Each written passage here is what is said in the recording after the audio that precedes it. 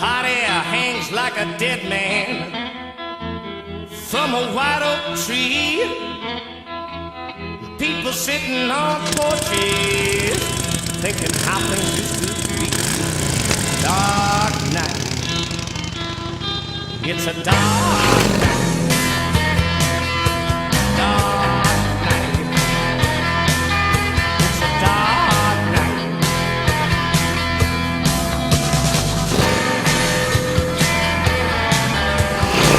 1972, c'est l'année de naissance de la culture lowrider aux États-Unis, ainsi que de la route 72 qui traverse San Francisco. Ainsi, après le modèle 48, Harley-Davidson décide de nous proposer le Sportster 72. Ce Sportster 72 s'inspire donc du Frisco Style, c'est-à-dire nous replongeons en plein dans la culture 1970 aux États-Unis, celle où apparaissent en masse les choppers.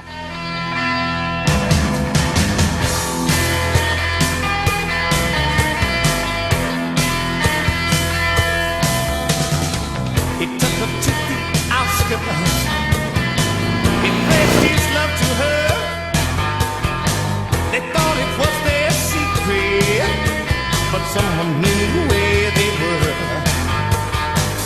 He held a Pour ceux qui n'étaient pas nés dans les années 1970, qu'est-ce qu'un chopper? Eh bien, c'était une moto sur laquelle l'angle de chasse était très prononcé.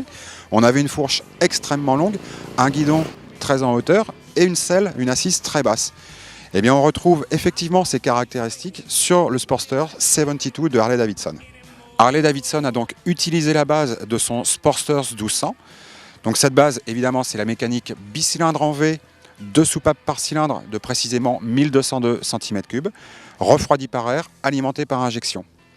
Ensuite, on a les équipements spécifiques à ce modèle 72. Tout d'abord, le Peanut Tank. Peanut, ça veut dire qu'on ne met pas grand-chose dedans, en l'occurrence 7,9 litres d'essence, ce qui va nous donner une autonomie de l'ordre de 100 km avant le passage à la pompe.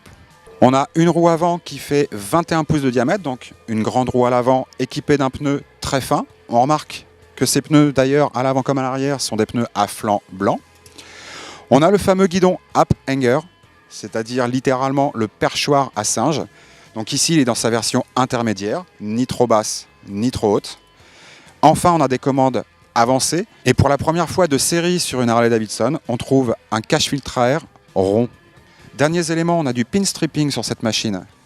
Qu'est-ce que le pin stripping? C'est en fait la technique qu'utilise le peintre pour dessiner des filets à main levée avec son pinceau. Sauf qu'ici, effectivement, ce ne sont pas des peintures faites à la main, ce sont des décalcomanies. Et puis on complète cette version avec une peinture ici Metal Flake. Donc c'est un rouge pailleté métallisé.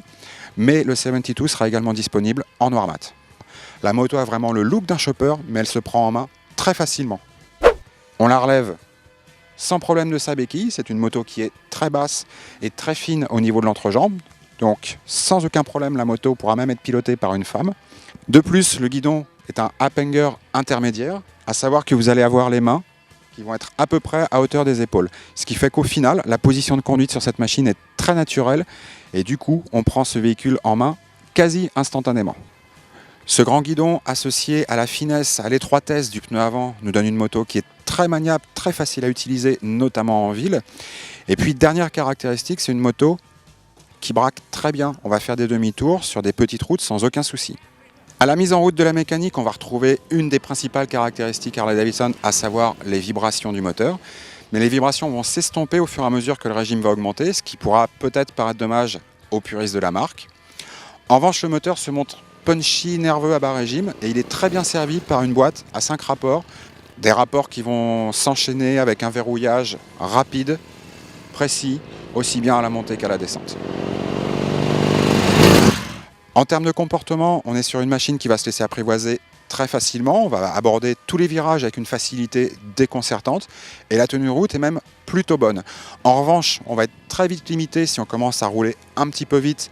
D'une part, par la garde au sol des commandes avancées, on va très vite venir faire frotter les repose-pieds. De plus, les suspensions ne sont pas à la fête quand on conduit de façon sportive. En tous les cas, ce qu'il faut retenir, c'est que c'est une machine sur laquelle, de toute façon, on n'a pas envie d'attaquer comme un fou. C'est une moto qui est faite pour le cruising, c'est une moto qui est faite pour frimer.